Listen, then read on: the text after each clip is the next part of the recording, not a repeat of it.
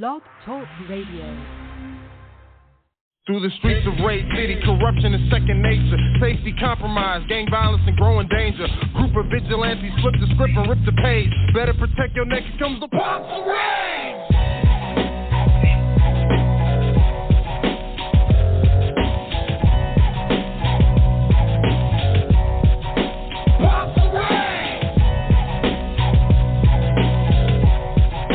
Strictly underground.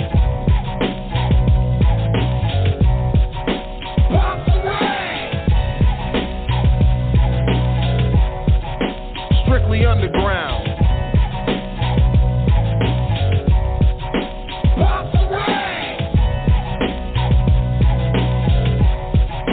Strictly underground.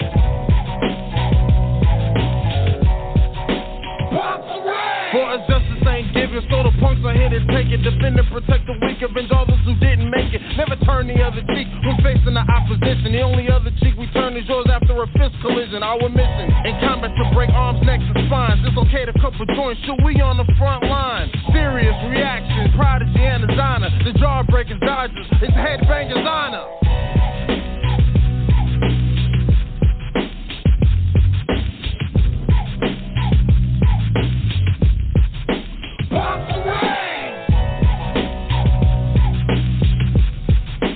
Strictly underground.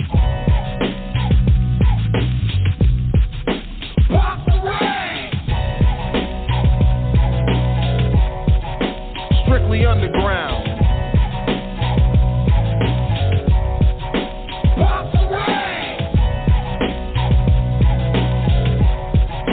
Strictly underground.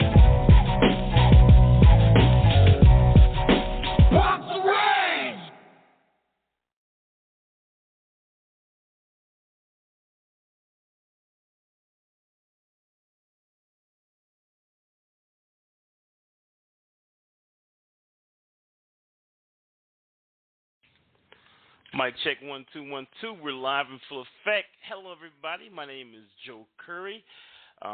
You're here live on another episode of PUNXofRAGE Radio. It's Friday night, so you know what time it is.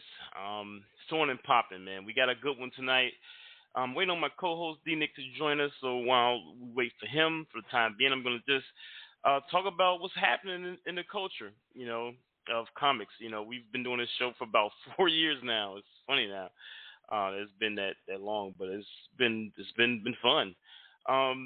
Usually on the show we have guests. You know, tonight is no different. We have a special guest, the man, the myth, the legend, Andre Batts, the creator of Dreadlocks, the man behind Urban Style Comics, the man behind Black Watch, the man behind the Motor City Black Age of Comics. So we'll be bringing him on to talk about what's going on with him, and you know, really just expounding on that.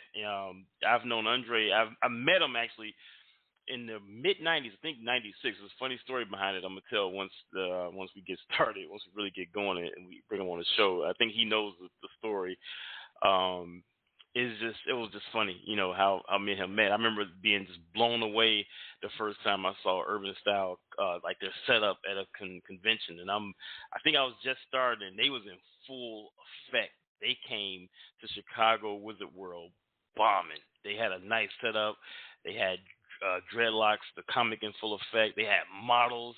This is in like 95, I want to say. 95, 96, I want to say. Andre, when you come on, you can correct me. But I'm going to play a quick song while I wait for D-Nick to come on, because I want to make sure that I get him on here. So we're going to go to Microphone Misfit songs for the time being. Give me 1 second. You got some slow rebels for the Misfits. And then we're going to come back. Once I have D-Nick on, we'll get this thing going. Chat is open. I got anybody who wants to call in. That number is 215-383-5761, 215-383-5761. I will see you in a moment. This is the Microphone Misfits. Keep watching. Little something for the puppy boys and girls to rock to. Break it on dollars, reconstruct the thing. Nothing like tearing down the spot, me and my team. Been putting in work, watch the sweat hit the floor. B-boy, your girl, work out the strength in your core. X-Mac in the back of the game, never changed. About to blow the picture out the frame. Come back when I do the drum track. Come rap, getting spins like the chrome hub.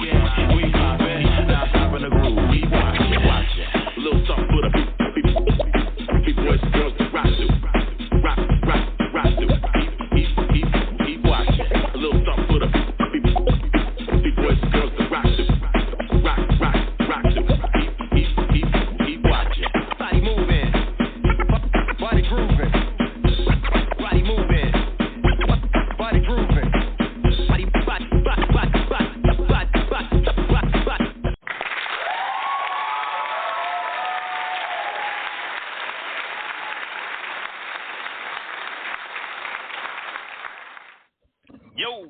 That was what's up. That was the Microphone Misfits that you just heard right there. We're back in full effect. Now the whole squad is here. I got my man D-Nick in the building. We ready to get rocking and rolling, man. Man. No word. What's going on, sir? I'm good. Oh, go ahead. I'm sorry, D. Go ahead. No, I'm just saying. I was saying I was good, man. Happy to be here. Happy Black History Month, everybody. Yeah, you know what I'm saying. That's what this is all about. So, this show right here and the ones that's coming behind it is going to be a series of interviews that me and D-Nick conduct with some of our peers in the industry, some folks who've just done some incredible things in the world of comics. So we're going to do this instead of bi-weekly, it's going to be weekly, and we're going to be at 8 p.m. Central Time instead of our usual time of 9 p.m. But Turtel Only, is a figure. They call him the father of the Black Age. It was funny. I tell this story. Turtel's been on the show at least three. He's been on the show a few times, and I always tell the story how Daryl Spicy, one of my fellow collaborators, he used to tell when I first met up with Spice in like the mid '90s. He said, "You gotta go see Turtel. You gotta see Turtel." It was like how they would tell, you gotta go see the Wizard. I'm like, who is this Turtel cat? So years later, I would actually finally meet him and discover what the Black Age of Comics was all about, what his movement was all about, and what he's been doing for the last 29 years actually. As far as the movement altogether, it started in '93. Check out onlystudios.com. Check out blackageofcomics.com, and you'll get more information as it relates to Turtel Only and the Black Age movement.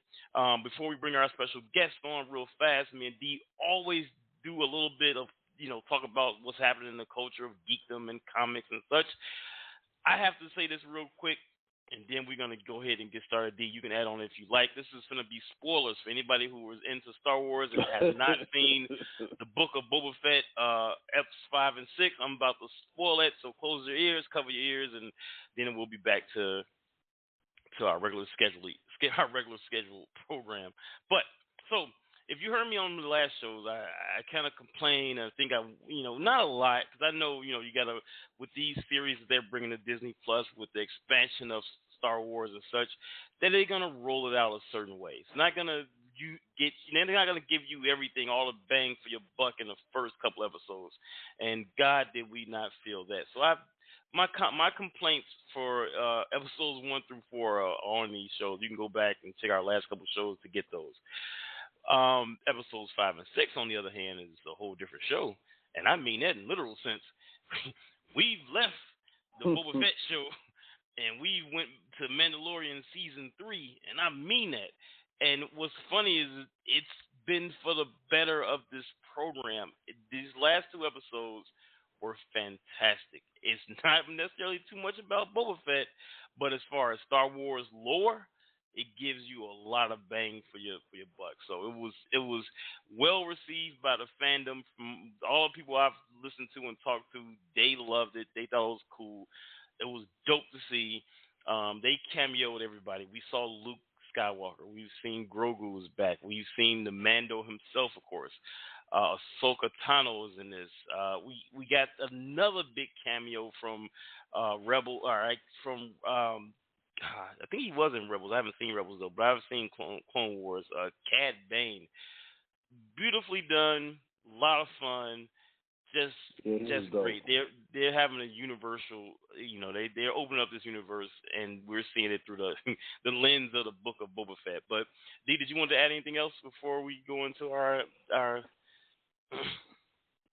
special guest? You summed it up pretty nicely, man. Let's get to it. Let's do it. All right. Without further ado, now, like I said before, before D-Nick came on, I met this man in 1996. I believe it was 96. It could be 1995. Andre, when you come on, correct me if I'm wrong. This man is an award winner. He's the founder of Urban Style Comics. He's the creator of the Motor City Black Age of Comics. Some of his properties include Dreadlocks, Black Watch. I can go on, man. He's an innovator, and we're gonna get into it. So without further ado, Mr. Andre Patch.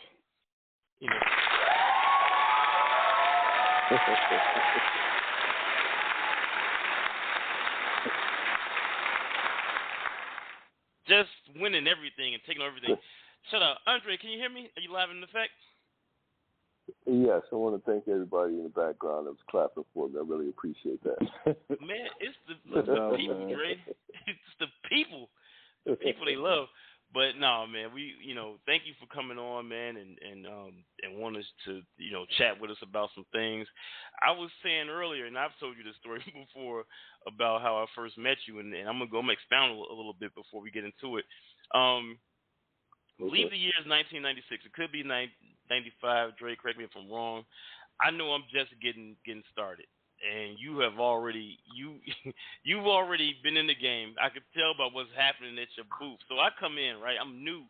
I don't know anything about this stuff. Got my first little book. I'm happy, right? And I got no tablecloth. I think we kind of got a table just by chance. Got my little books out there, no reference, no nothing, no shirts, no anything, right? And one of my buddies look over to our right. And we see Urban Style came with Urban Style Comics, Andre's company. They come with this big display. I got a picture. If anybody goes to my Facebook, Joe Robinson Curry, you can see it, of just this big, huge display in blocks of Urban Style Comics. I'm just shocked beyond belief. One of my buddies even went over there and hung out with Dre them for a while, just left us. Heck with us. And they got Dreadlocks the comic. They got cosplayers. It just looks totally legit and just great. And I'm just blown away. I said, oh my God. I don't think that was my first time picking up Dreadlocks. So that was my first time meeting Andre. So I just want to share that story real quick because it's still to this day one of the ones I think you just shared one of the pictures on the FB, Dre. So that was it, man. That was our meeting. That was 96 to be exact. Okay. That's what it was. It's, I think that was our first time actually coming out to Chicago for the Wizard World. That was our first time doing that event. It was me, it was myself, Khalil, and Chris and Sabrina, Chris's girlfriend, because she was our cosplayer at the time. Okay. Because we had a couple of characters. We had go ahead, Drew. We had Dreadlocks, we had Emoja, and we had Psychopath and Bucktooth Earl at that time. I remember that. And I remember when we had our backdrop, it was airbrushed. A good friend of mine, he airbrushed it. We packed it all up in the truck and came out to Chicago. I think that was maybe my second or third time coming to Chicago, because I came to Chicago prior to another event. I think it was in Washington Park. It was a festival life event. I think that's what it was. Yeah, the African Festival of Life. Yeah. So we did that. Yep. And what else? Yeah, that was it. Then we did the Comic-Con Wizard World. That was like I said, my first Wizard World ever was that one. So we wanted to make sure that the presentation was everything. Dude, you did that because it was really one of the. First of all, it drew all types of attention, and I couldn't. Right. I couldn't. Anyway, it was just a great moment. I got a picture of it. I didn't take too many pictures. I got a picture of that. Right. And all man, and it's in blocks. I remember when y'all was taking it down. I was amazed how y'all even got it here. It's these big blocks. But anyway, I can go on that for a minute. We want to get into you, sir, and what's going on with you and anybody listening and who will listen later. Go to urbanstylecomics.com if you want to check out what Andre and company are doing, man. But like I said, that was my first meeting, and I was impressed from day one. Now I gotta play catch up. You're already there, brother. Oh, I don't know, you got man. The video game.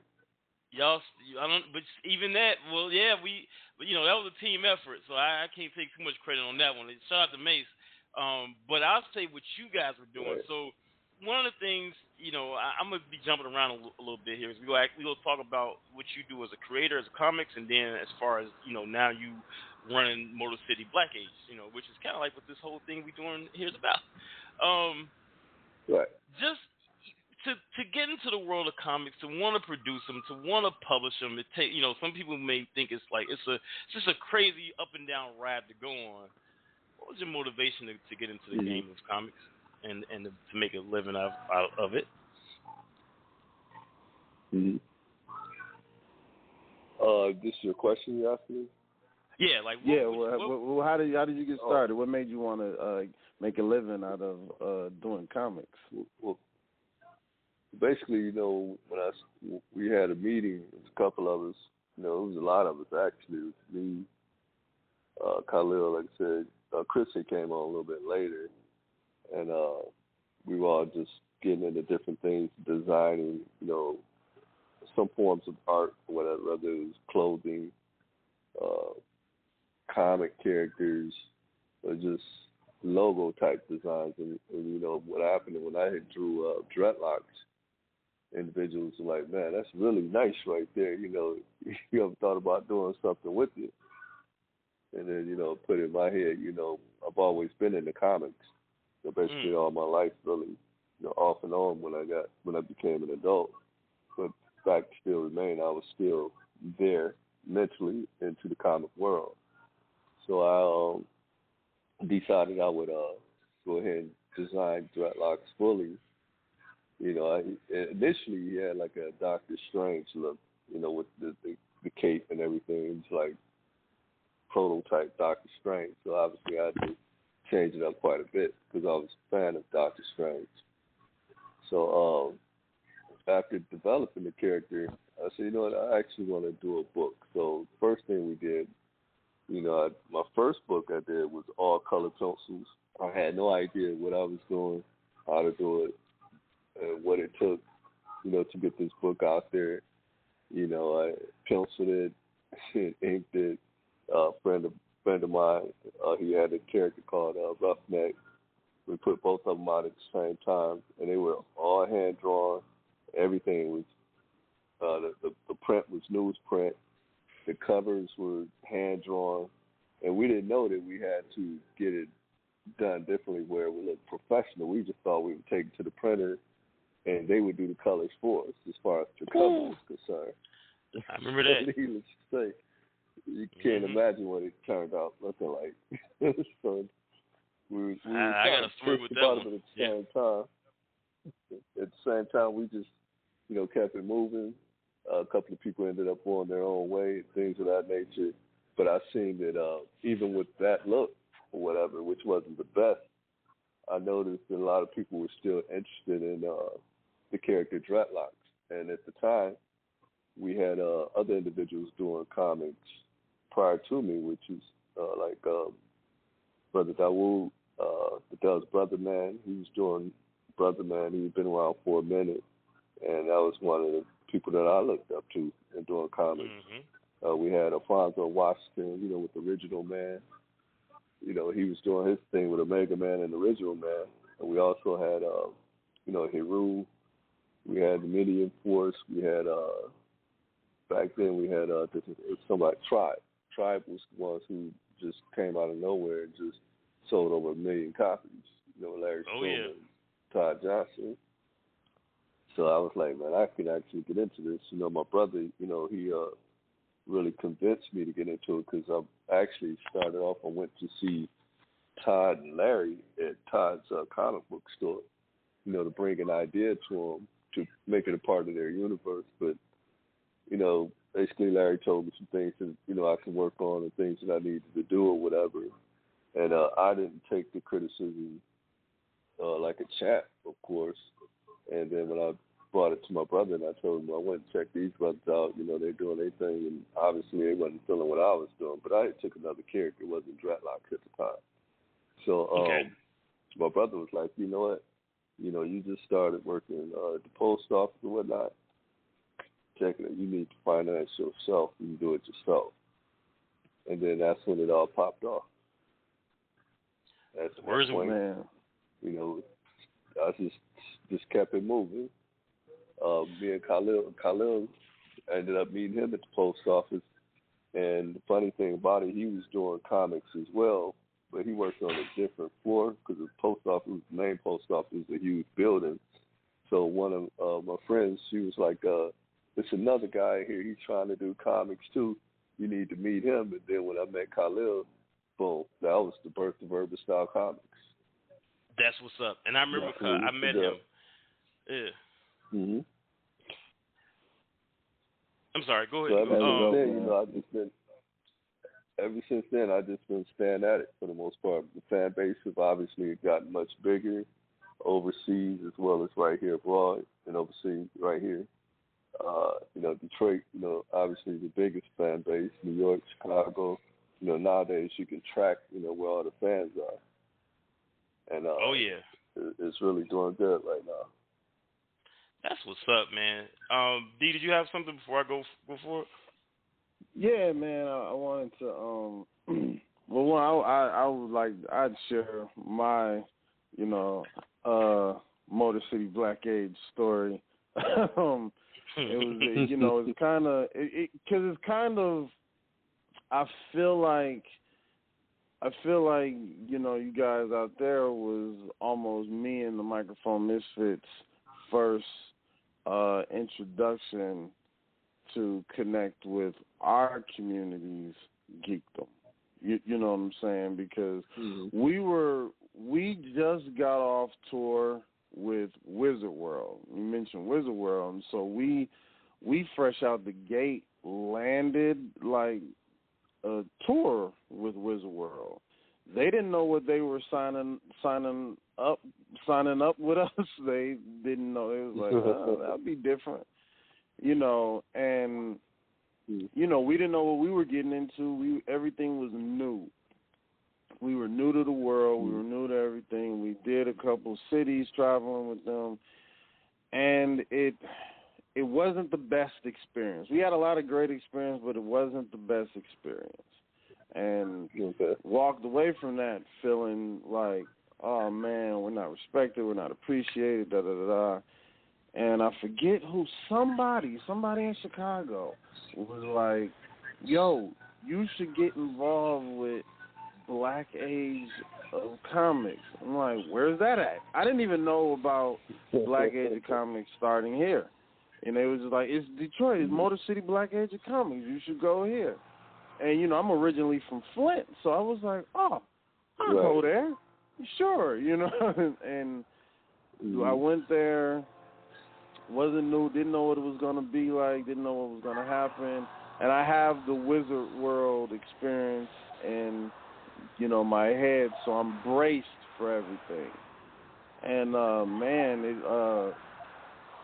from there, like, I met you and Khalil and Crown and just everybody. I met other vendors, Yorley was there, Machindo, that was when I first met Machindo. I remember Machindo tried to battle us on the dance floor. He'll do that. And it was, and I guess nobody really knew what was to be expected from even us there, and it was just an amazing experience, and like that kind of started us grooming and cultivating like our pocket of supporters and fans in Detroit, and so like I guess my question would be, and so I want to thank you for that, and my question would be, like, how did you hook up? Yeah, how did you hook up with Tortel to do the collaboration with Black Age? Well, initially, I was in Philadelphia because I've heard of the Black Age in Chicago when I first started with Dreadlocks, but the issue was I didn't know who to contact to come out there to do that event, because when I was out there and I did, like I said, the Festival of Lights, that was one of the things that a couple of people were talking about that I had met out there. So I ended up doing the East Coast Black Age of Comics in Philadelphia, right? And when I did that event, they basically, well, no, let me back up. I actually came out to Chicago. I think it was in the winter time or something, and did the Black Age. It was at one of the community centers because I was under the steps or something. I remember the setup. It was real small. I was under the steps, and I came out there. It was a lot of people coming through, and I was like, okay, now I know what's going on here. And went out to Philadelphia, did a show out there at the East Coast Black Age Comedy, and they ended up reintroducing me into Churchill and the Black Age of Comedy. So Churchill, he came out to Detroit the following year for the Black Age Comics, which was my second one, where I had it at a place called the Russell Bazaar.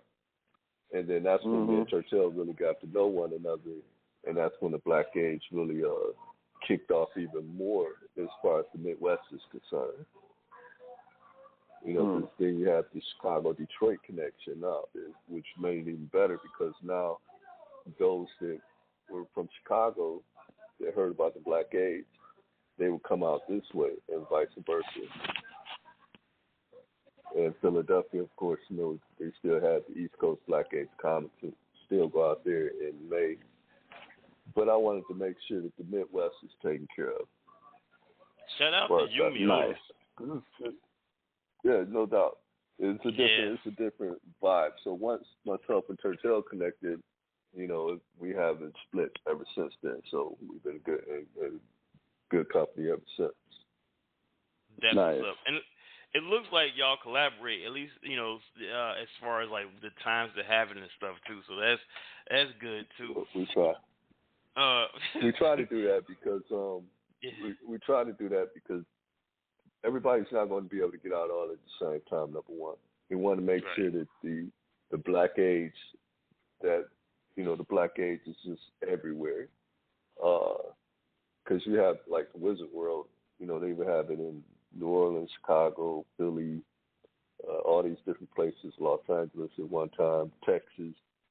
We felt that the Black Age should be the same way because that's when we had the Black Age, Onyx Con, East Coast Black Age Comics, and the Motor City Black Age Comics at the time. Because Onyx Con was always in August.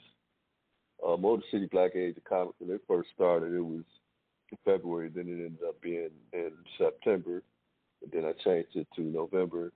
The Black Age in Chicago was in September at one time. Then it was actually in February. It started off in February. Then it shifted this time frame. But we never like overlap one another as far as that's concerned. Because everybody, one thing about me, I believe that everybody should be about making, you know, their money and exposure at the same time. You know, we all got shows on the same day and the same weekend. Nobody's going to benefit as far as the artists, creators, performers. No one's going to benefit like that. Right. Yeah, it's going to be tough.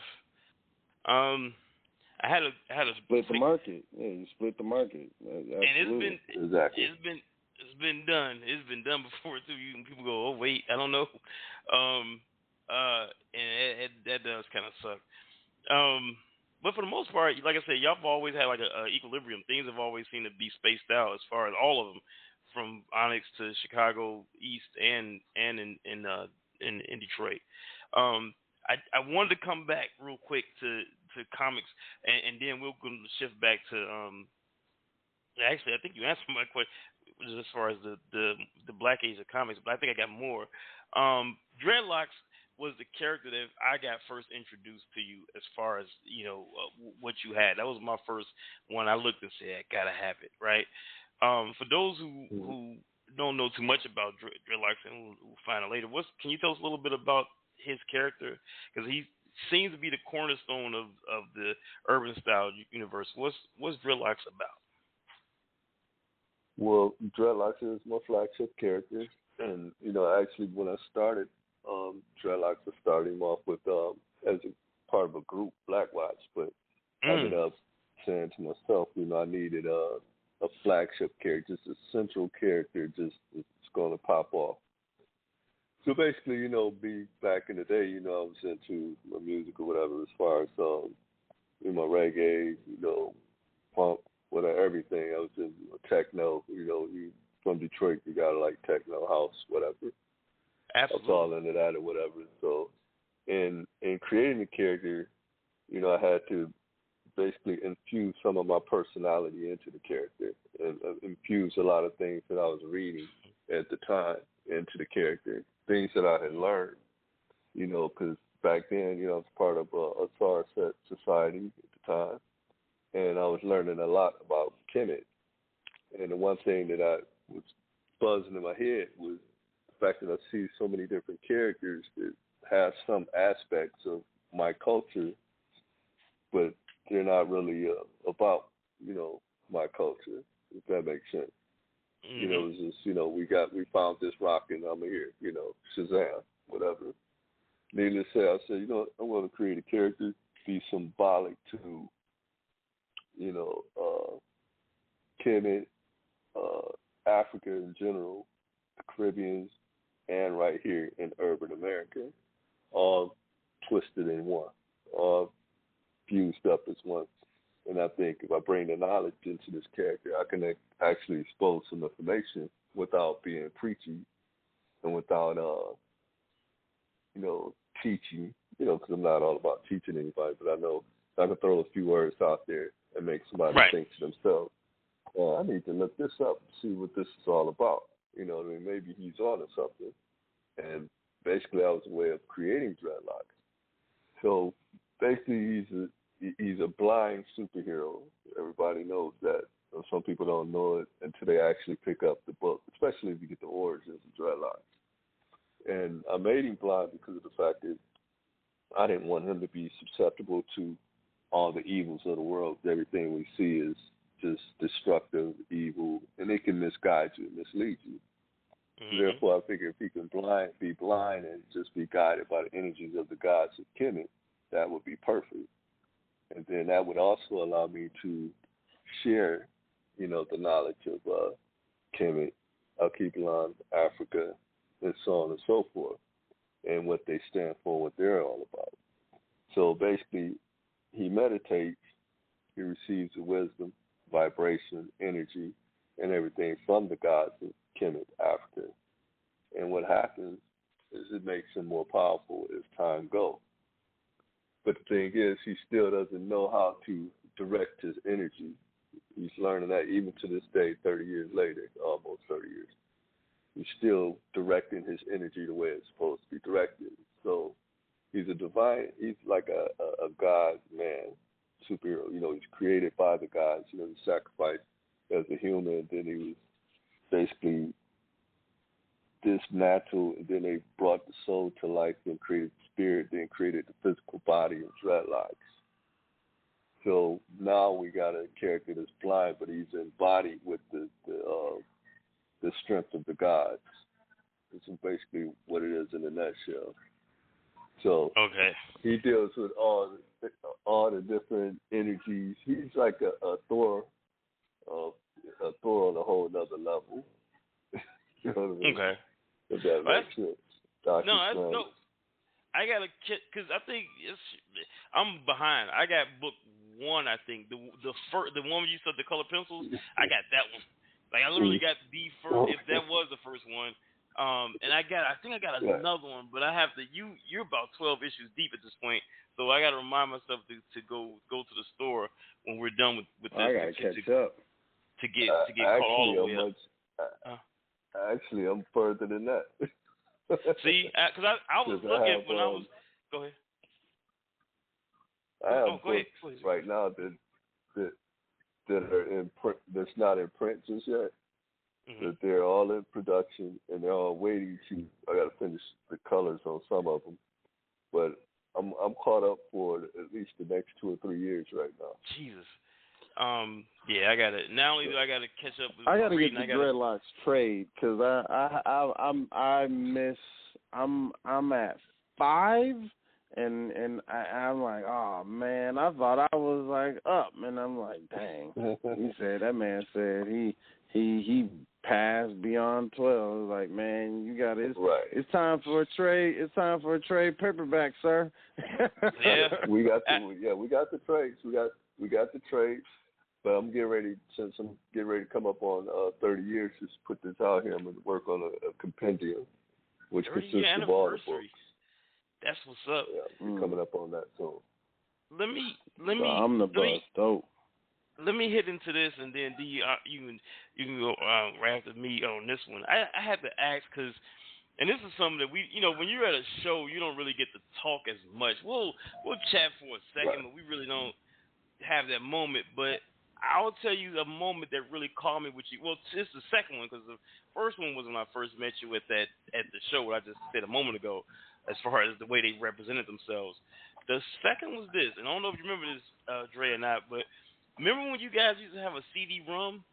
And I'm talking about, for those who don't, this is like in like 06, 05, somewhere around there.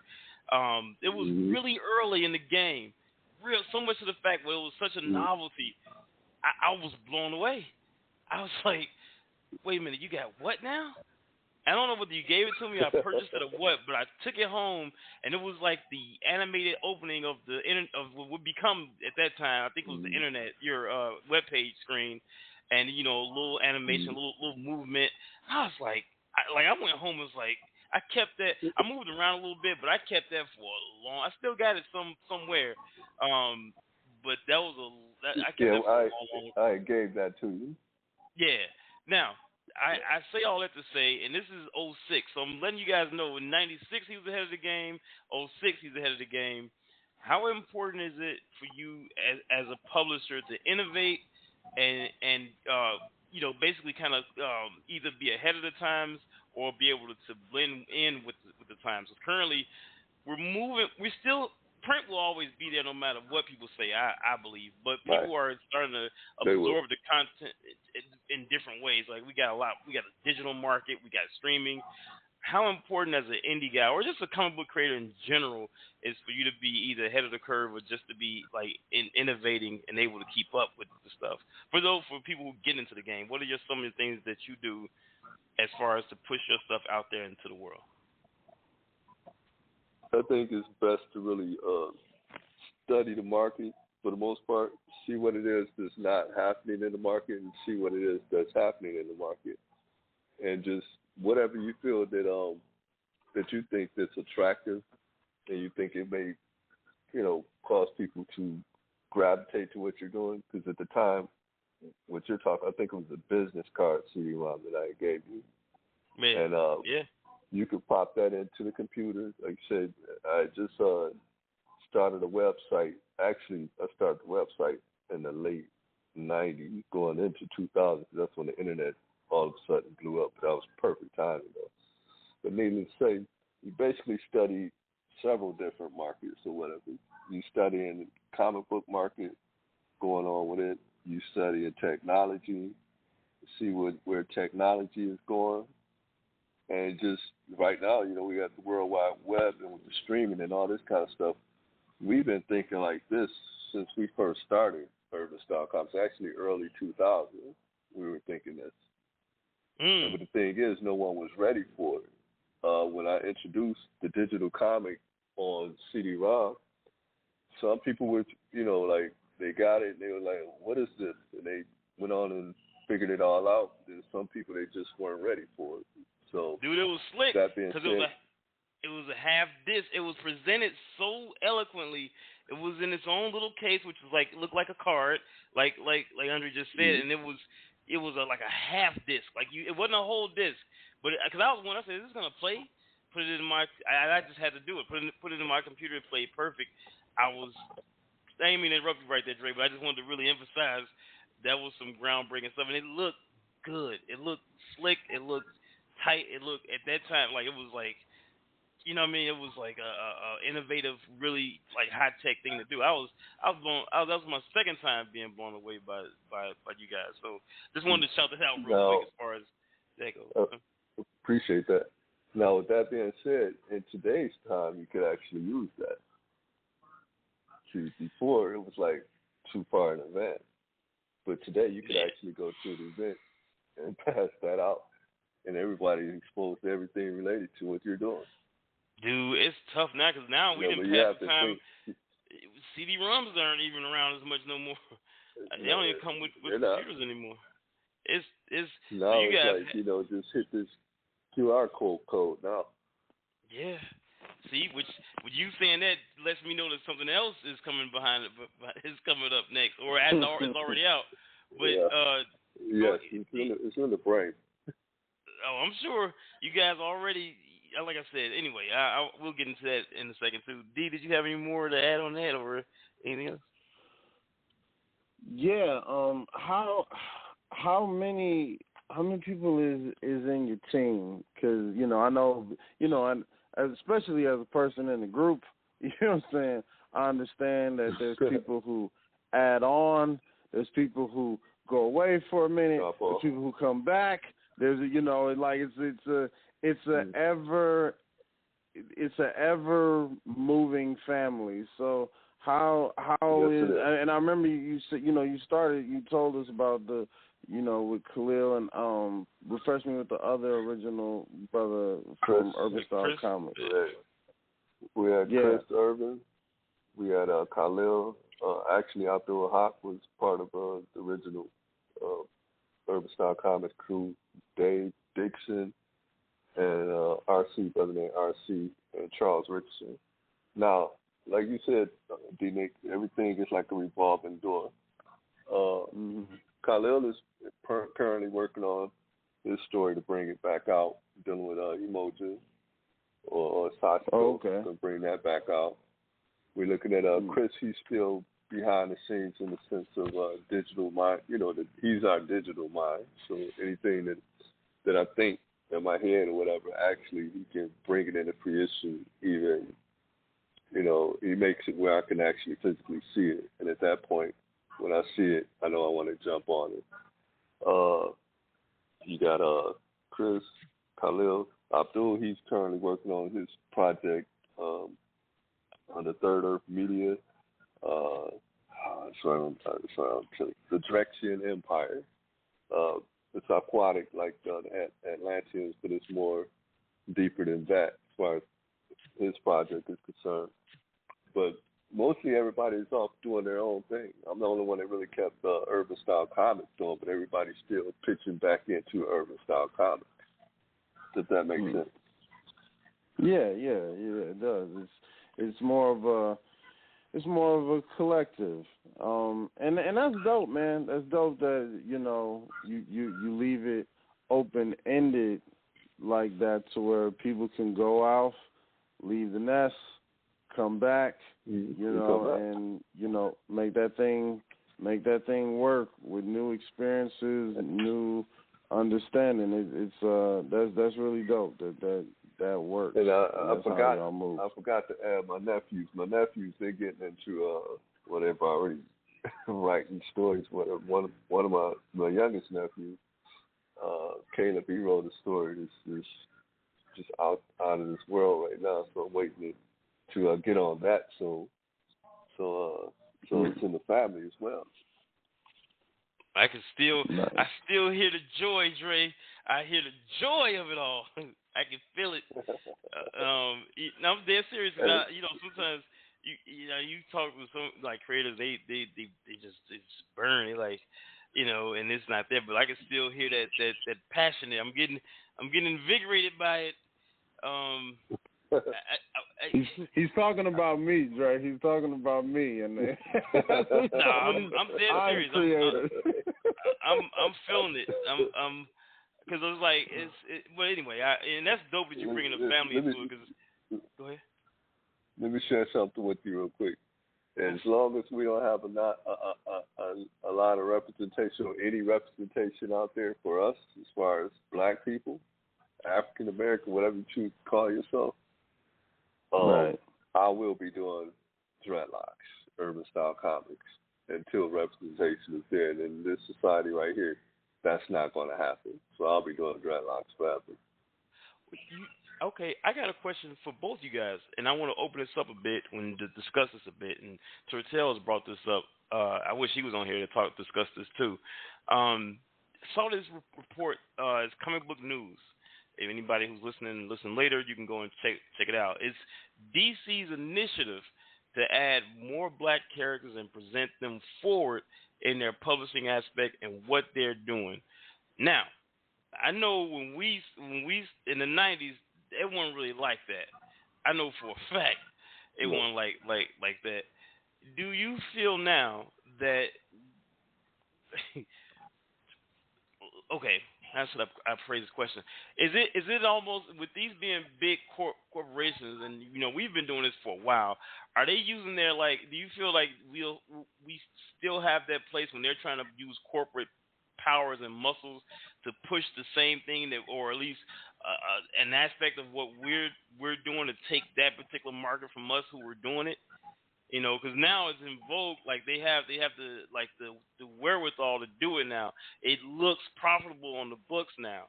Do you feel that that's a potential threat to what we're doing and what we've always been doing as far as representing our characters and putting them out there in the market?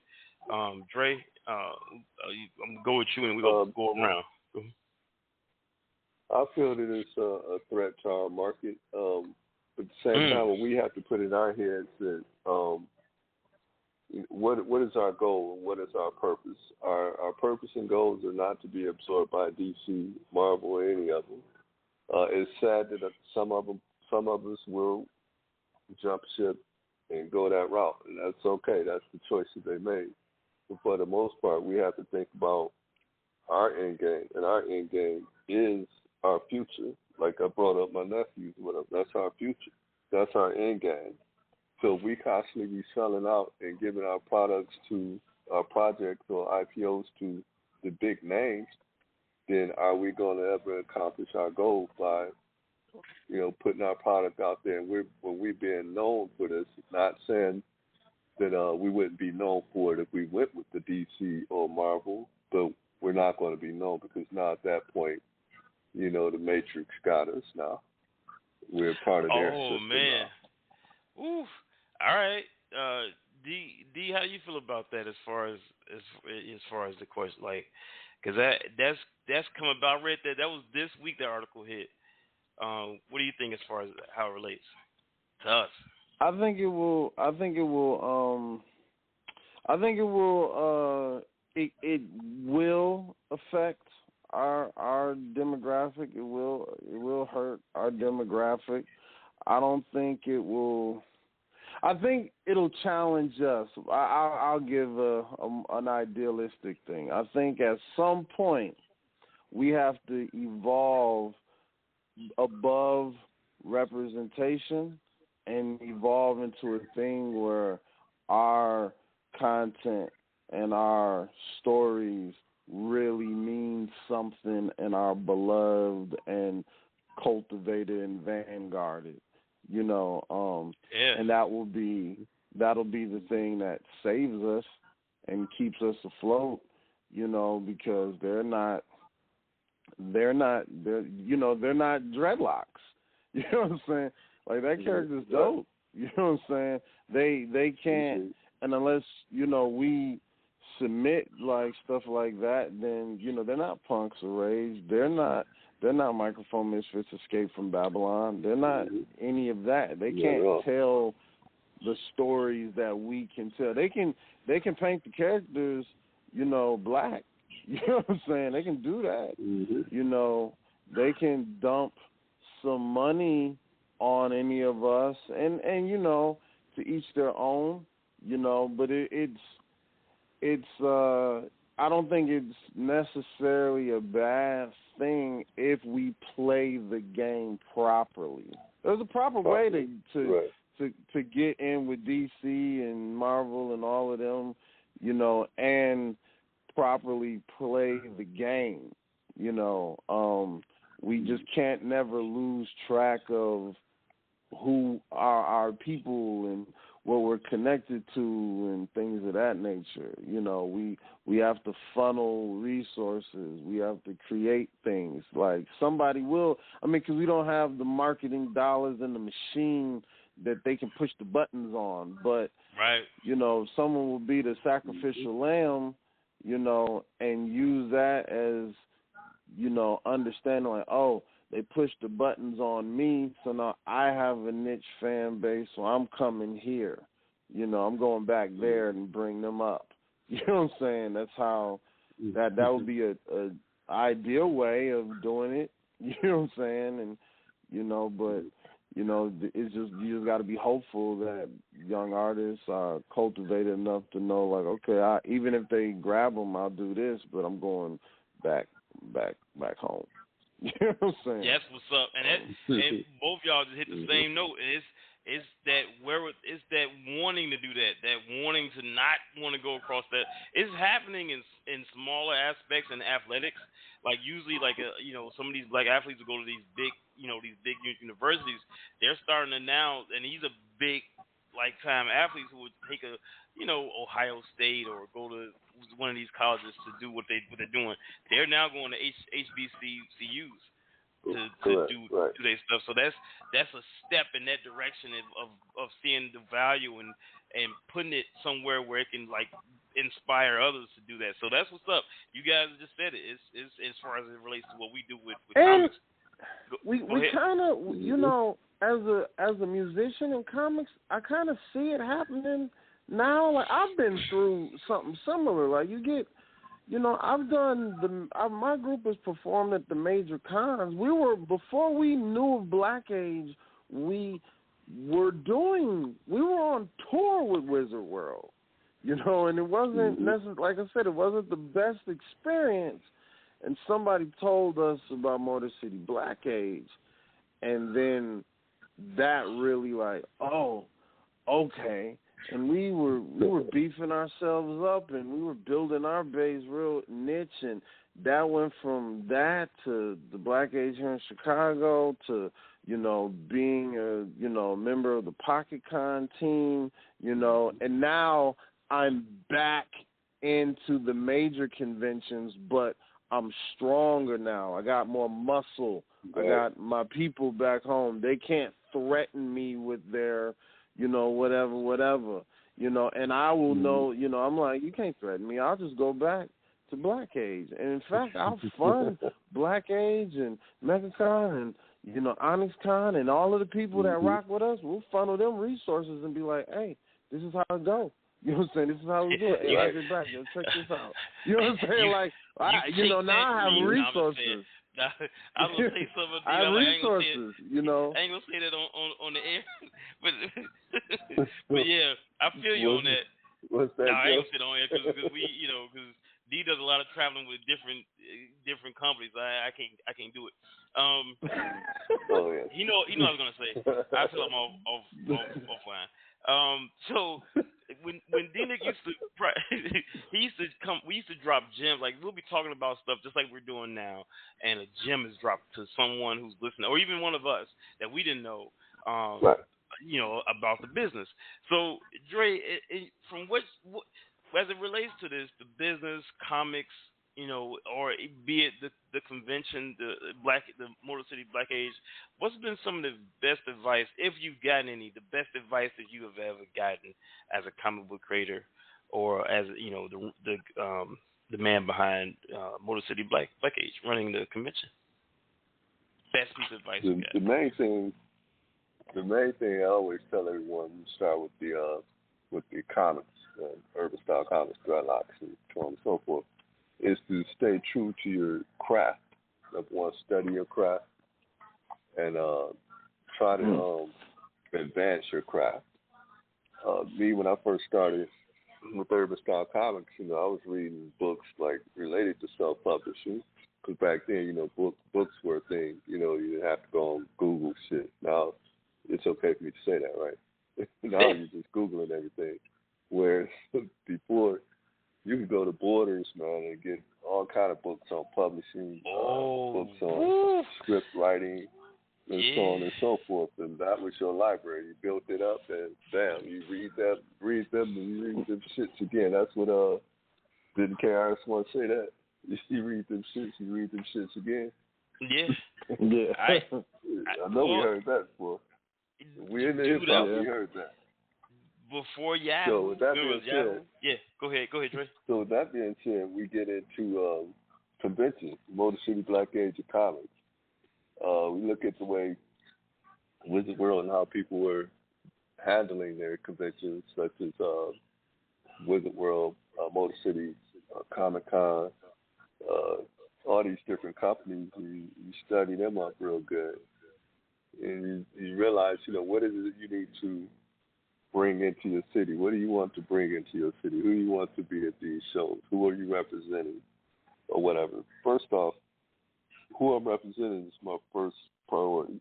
Everybody else is going to come on board irregardless because of the fact that it says Black Age. They're curious and they want to know what it is. So they want to get out and see it. Once they come, now you got everybody there. But the difference is your demographics is who you were catering to in the first place. Now you actually bring in an industry to your demographics. Does that make sense? Yes. Mm-hmm. Now you bring it, and that's the whole purpose of me creating the Motor City Black Age of Comics. And, we also have here in Detroit, our MechaCon, which basically follow that same pattern for the most part. And this is what we do. Philadelphia, ECBOT, it's the same thing. They brought the industry to their demographics. The whole thing about it is marketing is everything. Marketing and promotions is everything. Right now we have social media. That helps a lot, but everybody isn't necessarily on social media because you have all these social media bullies and so on and so forth that deter a lot of people from social media. So I still like to use the old school thing, when we print out the flyers and you hit up all the comic book stores and the different shows. Like if you get ready to have a party, you go to the party previous to yours. That still works. You're passing out flyers. Yeah. And it works. And it will work to the end. Yeah. I'm with that, Dre, because I'm an inch away from just leaving all that stuff behind and doing that like the old walk, what you just said, the flyer way. Because look, I won't get into it now though. I got a couple more. It does. I got a couple more just to end it off. But D, if you got something else before me, by all means, sir. Or we have the man of the hour right here. And if you're willing, Dre, to go just a little bit longer, a couple more minutes. Oh, I'm always open for that. Okay. Yeah, I wanted to know, man, how were you guys? How was Dreadlocks and the book and the urban style comics movement, and how has it been faring in lieu of the pandemic? Because that hurt a lot of creators. I just got an order of books last week that I ordered for back in November, and I'm just like, Jesus, and they're like, it's a paper shortage. I'm like, it's a paper shortage? Yeah, man. We kill trees all the time. So I'm just like, oh my God, there's a paper shortage for real? And so it's just like, the world is crazy. So how y'all been doing? How y'all been holding up? How are you? Well, this the thing right here. I deal with Greco printing right here, right outside of Detroit. Shout out to Greco. It is a shortage. The thing of the matter is about what they can print, how fast they can print. Right now, they're back online. They're doing pretty good right now, but everything when it comes to the comics, it's all related to what your printer can do, what your printer can provide for you. Fortunately, we have the digital comic world, and we still have books that we can print, but not as fast because why? They're printing thousands and thousands of other books for other individuals. So if you get people that order, like I said, if you get 10 orders a week or whatever, you should be able to feel that, because with the on-demand printing, guess what? They can print those 10 books for you. It's not like the old days, back in the day when we could only do black and white books, you had to print out 3,000 books at once. But the problem with that is you just had too many books and not enough storage space. and you weren't doing enough events for venues in order to push these books. Whereas now, we got, like I said, the digital thing. We have marketing promotions online through social media, and that helps. However many people order books, if it's not too many, you're okay. But if it's like 50 people ordering books, a week, then that may end up being a problem because you may get somebody that want to order your whole universe, right? So you may have a book that's been out of print for a week or two. So guess what? You got to reprint that book in order to, satisfy this customer. But fortunately, like I said, go back to on-demand printing, you may be able to print that one book, and you satisfy that customer. And then not only that, you're not spending too much for that book because it's already, as far as the setup, it's already set up because they already set it up when they originally did when they first did it in the first place. So they still have them file. Like the business I do with Greco, they have all my books on file, everything. Everything I've done, they keep it on file because I brought a lot of business to Greco, and they really appreciate that. And they really, look out for brothers in several ways. So with that being said, anytime I need my books done or whatever I need, I go to Greco. They make it happen. And as far as the customers, my shipping or whatever, that's not a problem either. I get stuff shipped out right away because basically I'm doing what they call click and ship right at home. Click the button, get the postage, ship it right on out. That's what's up. The service is lightning fast. And shout out to Greco, man. I use them too. Never had a problem. Service is great. I use them as well. I had to switch ships. I was using Kablam, and I still use Kablam, but man, when it's time to rush that order, hey Greco, what's happening? Yeah. It was another joint called Ring. I used Kablam a long time ago. Yeah. I think was it Kablam? It was one of them that didn't have a telephone. You couldn't call them. You had to. I think it was because back in the day it was. That's Kablam. That's Kablam.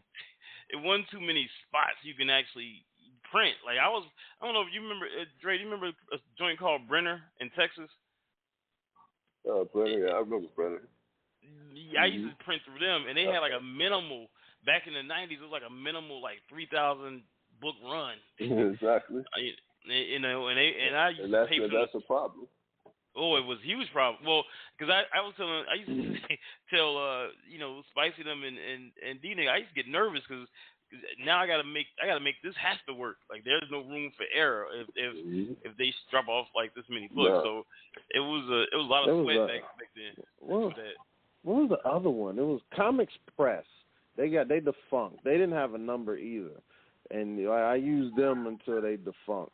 And then I was just like, what is up with these print on demand companies that don't got numbers? But that's one thing that's really dope about Greco. Right. Exactly. Greco is you can call. You can call them. And email them.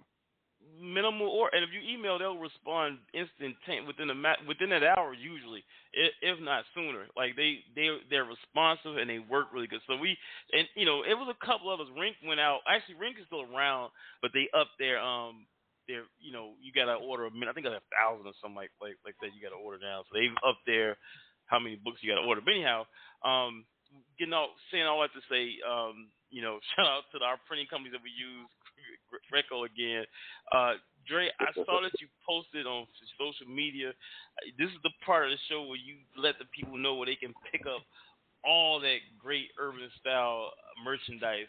And so if I'm looking to get my dreadlocks on and my black watch on, my Giada AD on, man, where can I go to pick this stuff up? You would go to urbanstylecomics.store. Okay. And I have two sites. We have urbanstylecomics.com. Urban Style Comics basically just telling you about myself, and it shows different images of the different shows that I've done. But I have a link on there that says storefront. You can hit that link and it'll take you straight to urbanstylecomics.store. But if you want to go straight to the store, you can go to urbanstylecomics.store. Okay. And Dope. I got everything on there, T-shirts and everything. And I saw, are you running any kind of package deal? Because I saw on Facebook there was a, you put it up. I don't know whether it was a package deal or not, because I couldn't look at it in time. I was about to come on the show. Cool. Yeah, any package deals going on? Right now I have the 20% off on my graphic novels. But what I'm doing is it's a tricky thing there. Every day or every other day I'm gonna drop something that's going to be either free, for sale, whatever. And it's going to be on there. It's just for the people to stay posted and be ready for it and order right then and there. If they don't catch it, they'll miss it that day and get it, and they may catch it 28 days later. Word. Okay. All right. I'm gonna have to check this out when we're done. So right now the graphic novels, they'll stay at 20% until the end of the month. This month. So everything else is going to be popping up sporadically throughout.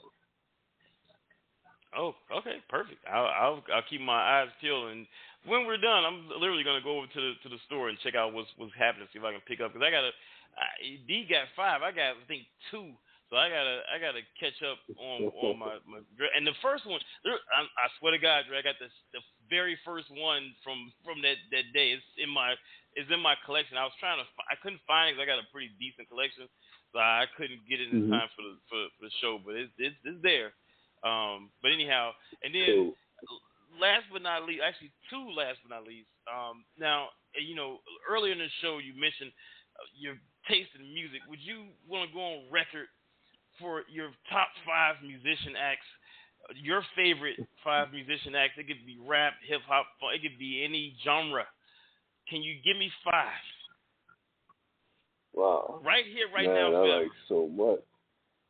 No, I'm just if you can't know where it's no arm twister. I just every guest that comes. I'll give you something. Number one, I'll say Steel Pulse. Okay. That's my favorite as far as reggae group because they dropped gems back in the 90s. We got Nas, of course. Okay. X-Clan. All right. And then I'll come into a newer time frame, which is like right now, like Anderson .Paak. Okay. He's a good producer, I think. How many is that right there? That's 4. Okay, and I'll go with Depeche Mode right there. All right, boom. We got y'all up 5. on Depeche Mode? Y'all up on Depeche? You up on Depeche Mode? Yeah. I haven't heard. Now here's the thing. Am I a savant with it? Do I know everything? No. Do I know who they are? Absolutely. All right. Yeah. I definitely know who they are. See, what I did with my top 5, I gave you different genres of music. I heard. I think the first. Oh yeah, one I got was that. I got it. I caught that. Yeah. I caught that. Showing that diversity. I saw you. I felt that too. Okay, that was it. I always do that just so people, we always have fun with that. But all in all, Dre, great to just talk to you, man. And just as I said when we was getting this together, like we're very conversational. You know how it is. It's very relaxed and chill. We're not gonna put you under the and all that type of stuff. But thanks for I got your questions. No anything like that. No, we don't do that. No. I'm still waiting on y'all to come out here to the Motor City Black Age of Comics. As a matter of fact, June the 4th, 2022. Yeah. June 4th, 2022. Hey man, I have a 10-year Microphone Misfit anniversary coming in March, so I'm gonna be doing some bookings. You make an offer behind the scenes of how much you want to. Oh, okay. You want to get the fits to come and lock in a nice little performance with, They've been killing it, Dre. Yeah, straight up. Yeah, I know. The last time I seen him was at PocketCon. Was it last time PocketCon? That was the last time you had saw us. Yeah. They dropped the EP since then. They got another album coming. I was able to actually experience the EP event, man. It's pretty fire. So Anyway, I won't get y'all get talk behind the scenes. I won't get into that. But anybody listening who will listen later, man, our guest was Andre Batts of Urban Style Comics, the head of the Motor City Black Age of Comics. You just heard him. It's coming back June 4th, 2022. More than likely, the Microphone Misfits is going to be there. Joe should make his first appearance ever. Dre been telling me for years. There's no excuse, so I won't even try to give one now. So we'll talk about that too behind the scenes. But Urban Style. And you heard what Andre Batts said. No price too high for the Microphone Misfits. Check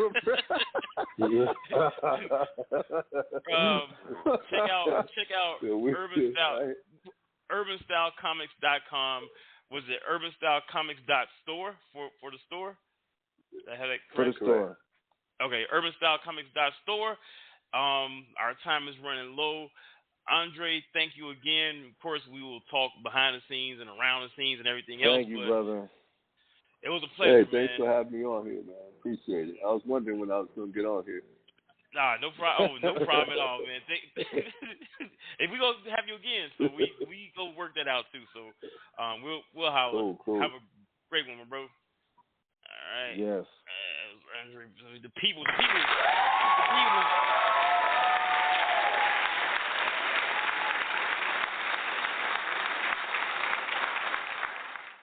Man, if I tell y'all how long it's been since when I met Andre, and then now, I went through this throughout the show. It's just a trip, man. I'm glad that we're all still in this thing and still pushing it. It's just been great, to see the expansion. And I've always kept notes of what he was doing, because he was always innovating and doing something different. I always, like I said on the show, I always kept tabs. Shout out to Andre. Shout out to the whole Urban Style Comics team. This series of shows we're going to be doing for the next 4 weeks, starting with this week, is representing the Black Age. Me, D-Nick, Chris, Turtel, Only, we're going to be interviewing a lot of people who are involved in the Black Age of Comics movement. It's going to be fun. We're going to do them weekly. We're going to do them at 8 p.m. Central Time. And if you don't catch it live, of course, the podcast will be there for you to catch later. It's going to be fun. Our next guest is Afua Richardson. She'll be here February 11th, 8 p.m., and then we're going to keep it moving from there. So, Lord D-Nick. Friend of the show, Afua. Yeah, man. Anything you want to say? Anything new? Anything that's going on in the world of the Microphone Misfits that we need to know about? Oh snap! It's Bandcamp Friday, y'all. So make sure to go on the microphonemisfits.bandcamp.com. You can get the link on the microphonemisfits.com, and anything that you purchase, a song, or it's like I haven't gotten a song, I haven't got that comic book from them or whatever. Bandcamp, on Bandcamp Fridays, Bandcamp does not take off a cut. So anything you buy on Bandcamp from us, we get 100% of your ends and dividends. Real great platform. That's where our comics is, can be purchased on Bandcamp. That's where everything Bandcamp is. What they waive their fee on Bandcamp Fridays. So and March 26th, if you're in Chicago, it will be Babylon Breakout. Yeah, Babylon Breakout returns. It is the 10-year anniversary of Escape from Babylon. We will be releasing our new comic book and new album, with artwork and color totally done by the great Daryl Spicy. And yeah, man, it's going to be an amazing battle, an amazing event, and performance by the Microphone Misfits. Be on the lookout for that. More details coming soon. That's what's up. I saw the Joe, you good? I believe Joe was saying he saw the flyer. Can you hear me? Can you hear me? There we go. Yeah, you're good, yo. His mic's back. Sorry about that. I think I accidentally hit the mute button. But no, I saw the cover, or no, it was the flyer. It was the flyer or the cover. It looks fire. It was a flyer. Well, the flyer and the cover is out. We put out some snippets. You can go on Instagram or on Facebook and catch the snippets. We put out some snippets from the album with the cover. Yeah. And quietly, on the next show, I may be able to announce it with 7 days.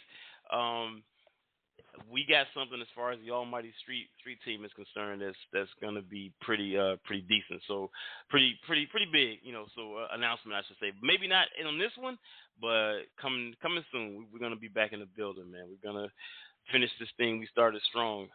So be on the lookout for that as well. And that's it. That's all. I think that's the show for the night. You got anything else that you want to say? I got nothing, man. It's microphonemisfits.com. THEMICROPHONEMISFITZ. The Microphone Misfits. Who else could it be?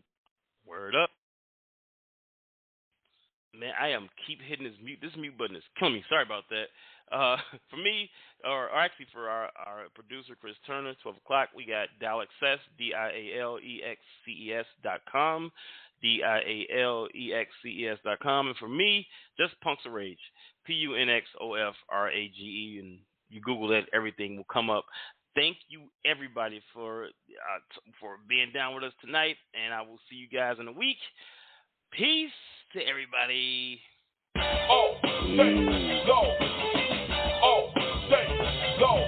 The violators, knuckleheads, crumbs, and chain snatchers, terrorizing with numbers, attitude, and stature.